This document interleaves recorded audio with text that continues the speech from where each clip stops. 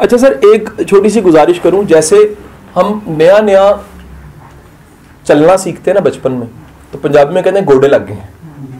अच्छा, गोडे लगते हैं, उसके बाद फिर हम भागे फिरते हैं, ये भाग वो गिर, इधर जा उधर जा, क्योंकि नए नए एक चीज मिली होती है। सर बिल्कुल इसी तरह जिंदगी के कुछ एक्सपीरियंस नए नए होते हैं।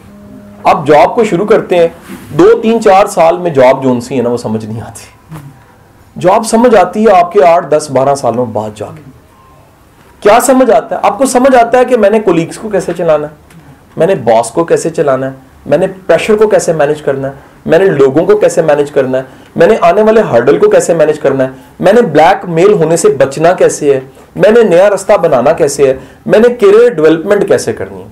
आजकल ये पढ़ाया जा रहा है। आपको बड़ी अच्छी बात बताऊं, मेरी कल एक क्लास है हाई कोर्ट में, और वो सारे छोटे मुलाजमीन हैं जिनके साथ मेरी क्लास होनी है, छोटे नायब कासिद दफ्तरी।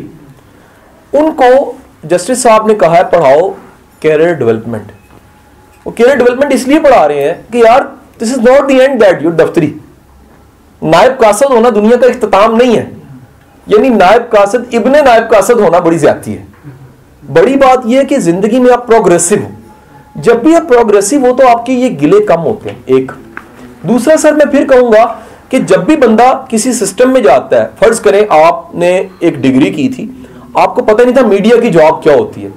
अब एक बंदा जो डिग्री कर रहा है और जो मीडिया की जॉब कर रहा है, अगर एक्सपोजर में फर्क लगाऊं तो जमीन आसमान का फर्क है, क्योंकि डिग्री वाले को अंदाजा ही नहीं क्या क्या लेग पुलिंग्स होती हैं। सर जब आप वहां जाते हैं तो आप पंजाबी में कहते हैं थोड़े से खोचर हो जाते हैं कुछ अरसे बाद। आपको समझ आ जाती है कि बीइंग अ पॉजिटिव मैन मैंने रास्ता कैसे लेना है और इनसे कैसे बचना है।